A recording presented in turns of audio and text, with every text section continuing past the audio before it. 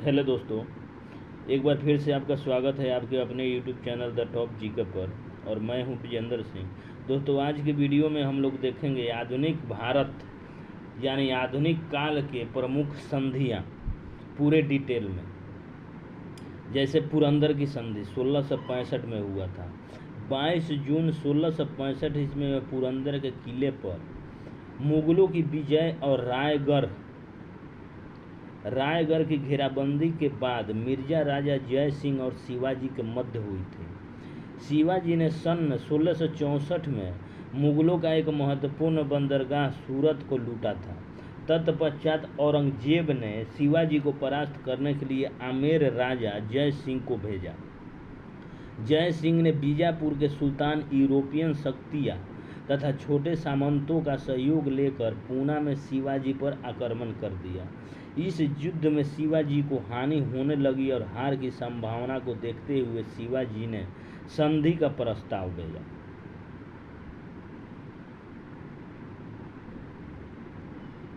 संधि के तहत शिवाजी को 4 लाख हुन वार्षिक आमदनी वाले 23 किले मुगलों में सौंपने पड़े और उन्होंने अपने लिए समान आय वाले केवल 12 किले रखे। मुगलों ने शिवाजी के पुत्र संभाजी को 5000 मनसब एवं उचित जागीर देना स्वीकार किया। मुगलों ने शिवाजी के विवेक रहित और बेवफा व्यवहार को क्षमा करना स्वीकार कर लिया। साथ ही शिवाजी को कोंकण और बालाघाट में जागीरें दी जानी थी, जिसके बदले उन्हें मुगलों को 13 किस्तों में 40 लाख हुन की रकम अदा करनी थी, जिसके अलावा उन्हें बीजापुर के खिलाफ मुगलों की सहायता भी करनी थी। आइए अगला देखते हैं अलीनगर की संधि 1757 ईस्वी में। अलीनगर की संधि 9 फरवरी 1757 ईस्वी को बंगाल के नवाब सिराजुद्दौला और ईस्ट इंडिया कंपनी के बीच हुई थी, जिसमें अंग्रेजों का प्रतिनिधित्व क्लाइव और वाटसन ने किया था। अंग्रेजों द्वारा कलकत्ता पर दोबारा अधिकार कर लेने के बाद यह संधि की गई। इस संधि के द्वारा नवाब और ईस्ट इंडिया कंपनी में निम्नलिखित शर्तों पर फिर से सुलह हो गई। ईस्ट इंडिया कंपनी को मुगल बादशाह के फरमान के आधार पर व्यापार की समस्त सुविधाएं फिर से दे दी गई। कलकत्ता में किले की मरम्मत की इजाज़त भी दे दी गई। कलकत्ता में सिक्के ढालने का अधिकार भी उन्हें दे दिया गया तथा नवाब के द्वारा कलकत्ते पर अधिकार करने से अंग्रेजों को जो क्षति हुई थी उसका हर्जाना देना भी स्वीकार किया गया और दोनों पक्षों ने शांति बनाए रखने का एक दूसरे से वायदा किया। हालांकि इस संधि पर हस्ताक्षर करने के 1 महीने बाद ही अंग्रेजों ने इसका उल्लंघन कर कलकत्ता के कुछ मील दूर गंगा नदी के किनारे की फ्रांसीसी बस्ती चंद्रनगर पर आक्रमण करके उस पर अपना अधिकार कर लिया। उसके दूसरे महीने जून में अंग्रेजों ने मिर्ज जाफर और नवाब के अन्य विरोधी अफसरों से मिलकर सिराजुद्दौला के विरुद्ध षड्यंत्र रचा। इस षड्यंत्र के परिणाम स्वरूप 23 जून 1757 को प्लासी की लड़ाई हुई, जिसमें सिराजुद्दौला की हार हो गया तथा मारा गया। प्लासी युद्ध के पश्चात ही भारत में अंग्रेजी साम्राज्य की नींव पड़ी थी। आइए अगला देखते हैं इलाहाबाद की संधि 1765 में। इलाहाबाद की संधि 1765 में ईस्ट इंडिया कंपनी की ओर से रावट कलाई और मुगल बादशाह शाह आलम द्वितीय के मध्य हुई थी। इस संधि के द्वारा ईस्ट इंडिया कंपनी ने कोड़ा तरह इलाहाबाद के जिले शाह आलम द्वितीय को लौटाना स्वीकार कर लिया। साथ ही कंपनी के बादशाह को 26 लाख रुपए वार्षिक खिराज देना स्वीकार किया था। इस संधि के बदले में बादशाह ने ईस्ट इंडिया कंपनी को बंगाल, बिहार और उड़ीसा के दीवानी राजस्व वसूलने का अधिकार सौंप दी। अगला देखते हैं मद्रास की संधि 1769 ईस्वी में। मद्रास की संधि 1769 ईस्वी में हुई थी। यह संधि प्रथम आंग्ल मैसूर युद्ध के बाद हैदर अली और अंग्रेज के बीच हुई थी। हैदर ने अंग्रेजों यानी जनरल जोसेफ स्मिथ से प्रतिशोध लेने के लिए फ्रांसीसी सेना के साथ निजाम एवं मराठों से समझौता किया और एक संयुक्त सैनिक मोर्चा निकाला। निजाम की सहायता से उसने कर्नाटक पर अधिकार कर लिया, किंतु शीघ्र ही 1768 ईस्वी में निजाम युद्ध से पीछे हो गया और उसने अकेले हैदर अली को अंग्रेजों का सामना करने के लिए छोड़ दिया। 1768 ईस्वी में वह मद्रास के 5 मील निकट तक पहुंच गया तथा 1769 में हैदर ने मंगलौर पर आक्रमण कर उस पर पुनः अधिकार करके अंग्रेजों को अपने अनुकूल संधि करने पर बाध्य कर दिया। अंग्रेजों ने विवश होकर मद्रास में हैदर अली की शर्तों पर 4 अप्रैल 1769 को मद्रास की संधि कर ली। दोनों पक्षों ने एक दूसरे के जीते हुए क्षेत्रों को वापस किया, परंतु हैदर अली ने करूर के क्षेत्र को वापस नहीं किया। इस संधि के अनुसार अंग्रेजों ने हैदर अली के विजित प्रदेशों पर उसके आधिपत्य को स्वीकार कर लिया और यह वायदा किया कि जब कभी भी मैसूर पर हमला होगा अंग्रेज हैदर की मदद करेंगे। हालांकि 1770 ईस्वी में जब मराठों पेशवा माधवराव ने मैसूर राज्य पर हमला किया तब अंग्रेजों ने अपना संधि के तहत सहयोग नहीं दिया। आइए अगला देखते हैं बनारस की संधि 1773। यह संधि अवध के नवाब शुजादुद्दौला और ईस्ट इंडिया कंपनी के बीच हुई थी। 1772 ईस्वी में नवाब ने रूहलों से इस आशय की संधि की थी कि यदि मराठों ने उस पर आक्रमण किया तो वह मराठों को इधर नहीं बढ़ने देंगे और इसके बदले में रूहल उसे 40 लाख रुपए की धनराशि देंगे। 1773 में मराठों ने रुहेलखंड पर आक्रमण किया, किंतु वे बिना किसी युद्ध के ही वापस लौट गए। अब शुजादुद्दौला ने रूहलों से 40 लाख रुपए की निर्धारित धनराशि की मांग की और रूहेल उसे देने में आनाकानी करने लगे। अतएव शुजादुद्दौला ने ईस्ट इंडिया कंपनी के साथ बनारस की प्रसिद्ध बनारस संधि कर ली। इस संधि के अनुसार करा तथा इलाहाबाद जिले अवध के नवाब के अधीन कर दिए गए।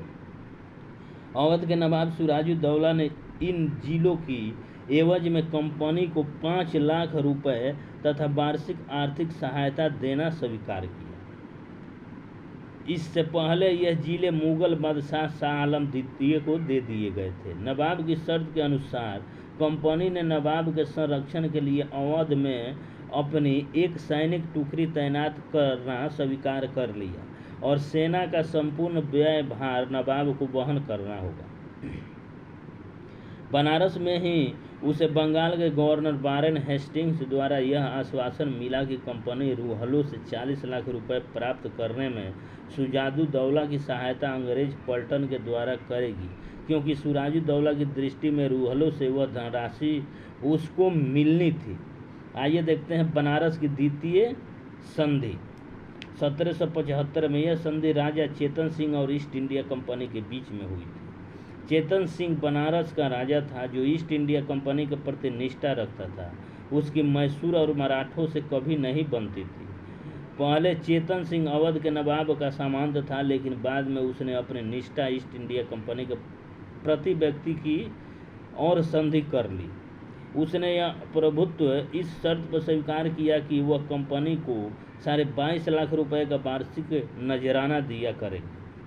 संधि में इस बात का भी उल्लेख किया था कि ईस्ट इंडिया कंपनी उसने अन्य किसी प्रकार की मांग नहीं करेगी। एक शर्त पर भी यह भी थी कि कंपनी का कोई भी व्यक्ति राजा का अधिकारों में हस्तक्षेप नहीं करेगा और न ही देश की शांति को भंग करेगा। इस निश्चित आश्वासन के बावजूद भी वारेन हेस्टिंग ने 1778 से 80 के बीच में और कोई भी अतिरिक्त धन की मांग की जिस राजा का पूरा ना कर सका।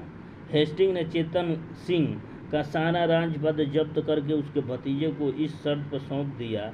यह घटना भारतीय इतिहास में चेतन सिंह के मामले के नाम से भी जानी जाती है। ब्रिटेन का तत्कालिक प्रधानमंत्री पिट ने महसूस किया कि चेतन सिंह के मामले में हेस्टिंग्स का व्यवहार क्रूर, अनुचित और दमनकारी था। हेस्टिंग पर महाभियोग लगाए जाने का एक कारण यह भी था।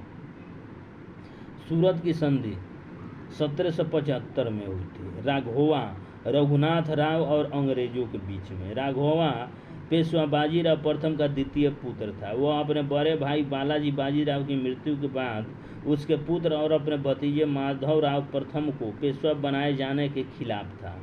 1772 ईस्वी में जब माधवराव प्रथम की मृत्यु हो गई और उसका छोटा भाई नारायण राव अगला पेशवा बना, अपनी महत्वाकांक्षाओं पर पानी फिर जाने से उसने मुंबई जाकर अंग्रेजों से सहायता की याचना की तथा 1775 में उनसे संधि कर ली, जो कि सूरत की संधि के नाम से प्रसिद्ध है। संधि के अंतर्गत अंग्रेजों ने रघुनाथ राव की सहायता के लिए 2500 सैनिक देने का वचन दिया, परंतु उनका समस्त व्यय भार रघुनाथ राव को ही वहन करना था। इसके बाद में रघुनाथ राव ने साष्टी और बसई तथा भरौच और सूरत जिले की आय का कुछ भाग अंग्रेजों को देना स्वीकार कर लिया। साथ ही उसने ईस्ट इंडिया कंपनी के शत्रुओं से किसी प्रकार की संधि न करने तथा पूना सरकार से संधि या समझौता करते समय अंग्रेजों को भी भागी बनाने का वचन किया। संधि के अनुसार मुंबई के अंग्रेजों ने रघुनाथ राव का पक्ष लिया और प्रथम मराठा युद्ध आरंभ हो गया। यह युद्ध 1775 से 1783 ईस्वी तक चलता रहा, जिसकी समाप्ति सालाबाई की संधि से हुई। फिर पुरंदर की संधि देखते हैं। पुरंदर की संधि 1776 में फिर हुआ। पुरंदर की संधि मार्च 16 1776 में मराठों तथा ईस्ट इंडिया कंपनी के बीच हुई। मुंबई सरकार और अपने को पेशवा मानने वाले राघवा के बीच 1775 में सूरत की संधि के फलस्वरूप कंपनी और मराठों के बीच युद्ध छिड़ गया। इस युद्ध को रोकने के लिए कंपनी ने अपने प्रतिनिधि कर्नल ऑप्टन को मराठों से संधि वार्ता के लिए भेजा था। पुरंदर की संधि के द्वारा अंग्रेजों ने इस शर्त पर राघवा का साथ छोड़कर स्वीकार कर लिया कि उन्हें साष्टी को अपने अधिकार में रखने दिया जाए। कोर्ट ऑफ डायरेक्टर्स ने इस संधि को नामंजूर कर दिया और जिसके फलस्वरूप मराठों से फिर युद्ध छिड़ गया। यह युद्ध 1782 तक चलता रहा और सालाबाई की संधि के द्वारा ही समाप्त हुआ। अंग्रेजों ने सालाबाई में पुरंदर की संधि की सभी शर्तों स्वीकार कर ली और मराठों से एक प्रकार के सुलह कर ली। बरगांव की संधि 1779 ईस्वी में। यह संधि प्रथम मराठा युद्ध के दौरान भारत में ईस्ट इंडिया कंपनी की सरकार की ओर से कर्नल कर्नाट और मराठों के मध्य हुआ था। इस समझौते के अनुसार तय हुआ कि कंपनी की मुंबई सरकार 1773 ईस्वी के बाद जीते गए समस्त इलाके मराठों को लौटा देगी और अपने वचनों का पालन करने की गारंटी के रूप में कुछ अंग्रेज अफसरों को बंधक के रूप में मराठों के सुपुर्द कर देगी। राघवा को, जिसको पेशवा की गद्दी पर बैठाने के उद्देश्य से अंग्रेजों ने लड़ाई छेड़ी थी, उसे मराठों को सौंप देगी। राघवा ने महादजी शिंदे की शरण लेकर अपनी प्राण रक्षा की। बंगाल के मदद के लिए आ रही ब्रिटिश सेना वापस लौटा दी जाएगी और भरोच से प्राप्त राजस्व का एक हिस्सा महादजी शिंदे को दिए जाएंगे। सैनिक स्थिति अंग्रेजों की इतने अनुकूल नहीं थी कि वे इस प्रकार की शर्तें स्वीकार करते। गवर्नर जनरल ने इस समझौते को अस्वीकार कर दिया और समझौते करने वाले अंग्रेज अधिकारियों को नौकरी से बर्खास्त कर दिया। सालबाई की संधि 1782 में। सालबाई की संधि मई 1782 में ईस्ट इंडिया कंपनी और महादजी शिंदे के बीच हुई थी और फरवरी 1783 में पेशवा की सरकार ने इसकी पुष्टि कर दी। इस संधि के फलस्वरूप 1775 ईस्वी से चला आ रहा मराठा प्रथम युद्ध समाप्त हो गया।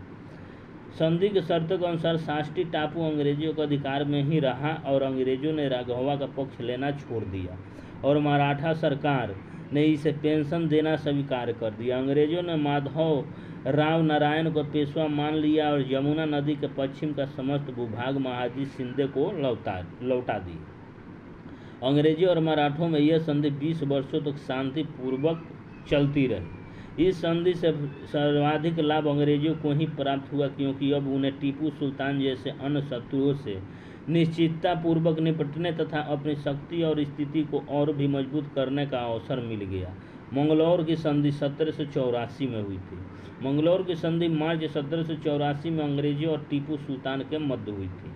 टीपू सुल्तान द्वारा कई युद्ध में हारने के बाद मराठों और निजाम ने अंग्रेजों से संधि कर ली थी। ऐसी स्थिति में टीपू ने भी अंग्रेजों से संधि का प्रस्ताव किया। इसी के फलस्वरूप मंगलौर की संधि संपन्न हुई। संधि की शर्तों के अनुसार दोनों पक्षों ने एक दूसरे के जीते हुए प्रदेशों को वापस कर दिया। टीपू ने अंग्रेज बंदियों को भी रिहा कर दिया। टीपू ने मैसूर राज्य में अंग्रेजों के व्यापारी अधिकार को माना अंग्रेजों ने टीपू के आश्वासन दिए कि वे मैसूर के साथ मित्रता बनाए रखेंगे तथा किसी भी संकटकालीन परिस्थिति में उसकी सहायता करेंगे। टीपू के लिए यह संधि उसकी उत्कृष्ट कूटनीतिक सफलता थी। उसने अंग्रेजों से अलग से एक संधि कर मराठों की श्रेष्ठता को अस्वीकार कर दिया। श्रीरंगपट्टनम की संधि 1792 में लॉर्ड कॉर्नवालिस ने तृतीय आंग्ल मैसूर युद्ध के दौरान 5 फरवरी 1792 ईस्वी को श्रीरंगपट्टनम के किले पर अधिकार कर लिया। विवश होकर टीपू सुल्तान को अंग्रेजों से मार्च 1792 ईस्वी में श्रीरंगपट्टनम की संधि करनी पड़ी। इस संधि के अनुसार टीपू सुल्तान ने अपने 2 पुत्रों को बंधक के रूप में अंग्रेजों को सौंप दिया और 3 करोड़ रुपए युद्ध के हर्जाने के रूप में दिए, जो 3 मित्रों अंग्रेज निजाम मराठा में बराबर बांट दिए गए। साथ ही टीपू सुल्तान ने अपने राज्य का आधा भाग भी सौंप दिया, जिसमें से अंग्रेजों ने बीडीगल, बारा, महाल, कुर्ग और मालाबार अपने अधिकार में रखकर टीपू के राज्य का समुद्र से संबंध काट लिया और उस पहाड़ी दर्रों को छीन लिया जो दक्षिण भारत के पठारी भूभाग के द्वार थे। मराठों को वर्धा और कृष्णा नदियों व निजाम को कृष्णा पनार नदियों के बीच के भूखंड मिले।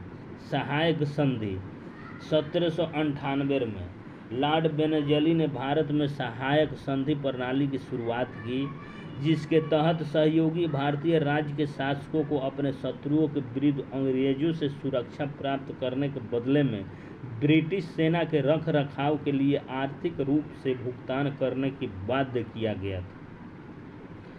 इससे संबंधित शासक के दरबार में एक ब्रिटिश रेजिडेंट की नियुक्ति का प्रावधान किया, जो शासक को अंग्रेजों की स्वीकृति के बिना किसी भी यूरोपीय को उसकी सेवा में नियुक्ति करने से प्रतिबंधित करना था। कभी कभी शासक वार्षिक रूप से आर्थिक भुगतान करने के बजाय अपने क्षेत्र का हिस्सा सौंप देते थे। सहायता संधि पर हस्ताक्षर करने वाला पहला भारतीय शासक हैदराबाद का निजाम था। सहायक संधि करने वाले देशी राजा अथवा शासक किसी अन्य राजा के विरुद्ध युद्ध की घोषणा करने या अंग्रेजों की सहमति के बिना समझौते करने के लिए स्वतंत्र नहीं थे। बसई की संधि 1802 में हुई थी। बसई की संधि अथवा बसीन की संधि 31 दिसंबर 1802 में भारत में पूना के मराठा पेशवा बाजीराव द्वितीय और अंग्रेजों के मध्य हुई थी। यह मराठा महासंघ को तोड़ने की दिशा में एक निर्णायक कदम था। इसके फलस्वरूप 1818 में पेशवा के पश्चिमी भारत के क्षेत्रों का ईस्ट इंडिया कंपनी में विलय का मार्ग प्रशस्त हुआ। बाजीराव द्वितीय एक कायर और विश्वासघाती व्यक्ति था। उसके मंत्री नाना फडणवीस थे, किंतु 1800 ईस्वी में नाना फडणवीस की मृत्यु के बाद उसके रिक्त पद के लिए दौलत राव शिंदे और जसवंत राव होलकर में प्रतिद्वंदिता शुरू हो गई थी। इस प्रतिद्वंदिता के कारण जो युद्ध हुआ उसे बाजीराव द्वितीय ने शिंदे का साथ दिया, लेकिन होलकर की सेना ने उस दोनों की संयुक्त सेना को पराजित कर दिया। भयभीत पेशवा बाजीराव द्वितीय ने 1801 ईस्वी में बसई भागकर अंग्रेजों की शरण ली और वहीं एक अंग्रेजी जहाज पर बसई की संधि पर हस्ताक्षर कर दिए। संधि के अनुसार अंग्रेजों ने बाजीराव द्वितीय को राजा जी पूना में पुनः सत्यासीन करने का वचन दिया और पेशवा की रक्षा के लिए उसने राज्य में पर्याप्त सेना रखने की जिम्मेदारी ली। संधि के तहत पेशवा अंग्रेजों की सेना की 6 बटालियनों का खर्च वहन करने की राजी हुई, जिसका खर्च उठाने के लिए एक इलाका प्रत्यर्पित किया गया। इसके साथ ही सभी यूरोपीय लोगों को सेवा से हटाने, सूरत और बड़ौदा पर दावा खत्म करने और अंग्रेजों की सलाह से ही अन्य देशों के साथ संबंध रखने की भी शर्तें मान ली गई। बदले में आर्थर बेनेगली, जो बाद में वेलिंगटन के पहले ड्यूक बने, ने मई 1803 में पेशवा को पुनः वापस दिला दिया। इस तरह से अग्रणी मराठा राज अंग्रेजों की मदद लेने लगा था। मराठा सरदारों ने बसई की संधि के प्रति अपना रोष प्रकट किया, क्योंकि उन्हें लगा कि पेशवा ने अपनी कायरता के कारण उन सभी की स्वतंत्रता बेच देगी। इस युद्ध संधि के परिणाम स्वरूप अंग्रेजों और मराठों के बीच दूसरा मराठा युद्ध हुआ, जिसमें 3 प्रमुख मराठा शक्तियों की पराजय हुआ। देवगांव की संधि 1803 में, देवगांव की संधि 1803 में। इस संधि देवघर की संधि 17 दिसंबर 1803 को रघुजी भोसले और अंग्रेजों के बीच हुई थी। द्वितीय मराठा युद्ध के दौरान आरगांव की लड़ाई नवंबर 1803 में अंग्रेजों ने रघुजी भोसले की पराजित किया था। उसी के फलस्वरूप यह संधि हुई। इस संधि के अनुसार बरार के भोसले राजा ने अंग्रेजों को कटक का प्रांत दे दिया, जिसमें बालासोर के अलावा वर्धा नदी के पश्चिम का समस्त भाग शामिल था। भोसले राजा को अपनी राजधानी नागपुर में ब्रिटिश रेजिडेंट रखने के लिए मजबूर होना पड़ा। उसने निजाम अथवा पेशवा के साथ होने वाली किसी भी झगड़े से अंग्रेजों को पंच बनाना स्वीकार कर लिया। अंग्रेजों ने उससे यह वायदा भी लिया कि वह अपने यहाँ कंपनी सरकार की अनुमति के बिना किसी भी यूरोपीय अथवा अमेरिकी को नौकरी नहीं देगा। व्यवहारिक दृष्टिकोण से यह संधि ने भोसले को अंग्रेजों का आश्रित बना दिया। अमृतसर की संधि 1809 में। अमृतसर की संधि 25 अप्रैल 1809 ईस्वी को रंजीत सिंह और ईस्ट इंडिया कंपनी के बीच हुई। उस समय लॉर्ड मिंटो प्रथम भारत का गवर्नर जनरल था, जिसने अंग्रेजों का प्रतिनिधित्व किया। इसके अनुसार रंजीत सिंह ने लुधियाना पर से अधिकार हटा लिया और अपने राज क्षेत्र को सतलज नदी के उत्तर और पश्चिम तक ही सीमित रखना स्वीकार किया। इस प्रकार सतलज के पश्चिम में पंजाब राज्य का शासक महाराजा रंजीत सिंह को मान लिया गया। साथ ही उन्होंने सतलज को दक्षिणवर्ती रियासतों के झगड़ों में हस्तक्षेप न करने का वचन दिया। परिणाम स्वरूप यह सभी रियासतें अंग्रेजों से संरक्षण में आ गई। कश्मीर, जो रंजीत सिंह के राज्य का हिस्सा था, उन्हें राजा दिलीप सिंह से ले लिया गया और अंग्रेजों ने उसे गुलाब सिंह को दे दिया। गुलाब सिंह लाहौर दरबार का एक सरदार था। इसके बदले में उसने अंग्रेजों की 10 लाख रुपए दिया। इसके बाद महाराजा रंजीत सिंह का विजय अभियान पश्चिम और उत्तर की ओर ही रहा। इस समझौते ने एक पीढ़ी तक आंग्ल सिख संबंध को कायम रखा। इस संधि का तत्कालिक कारण नेपोलियन की रूसियों के साथ तिलसित संधि 1707 हो जाने के बाद पश्चिमोत्तर क्षेत्र में फ्रांसीसियों के हमले की आशंका एवं महाराजा रंजीत सिंह के सतलज राज्यों को अपने नियंत्रण में लाने के संयुक्त प्रयास थे। रंजीत सिंह एकमात्र ऐसा शासक था जिसने न तो अंग्रेजों से कोई युद्ध किया और न ही अंग्रेजी सेना को अपने राज्य के अंदर घुसने दिया। सुरजी अर्जुन गांव की संधि 1803 में।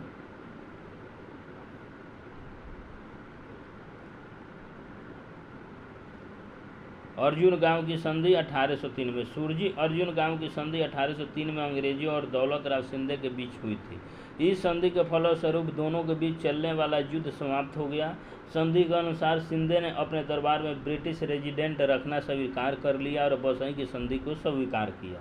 सिंधे ने निजाम के ऊपर अपने सारे दावे त्याग दिए और अंग्रेजों की सहमति के बिना अपनी नौकरी में किसी भी विदेशी को न रखने का वचन दिया। इसके अलावा उसने गंगा और यमुना के बीच का सारा दुआब, जिसमें दिल्ली और आगरा भी सम्मिलित था, अंग्रेजों को सौंप दिए। इस प्रकार उत्तरी भारत, दक्षिणी तथा गुजरात में दौलत राव सिंधे के समस्त राज्य पर अंग्रेजों का प्रभुत्व स्थापित हो गया। सिंधे ने राजपूताना का अधिकांश राज्यों के राजनीतिक में भी कोई हस्तक्षेप न करने का वचन दिया।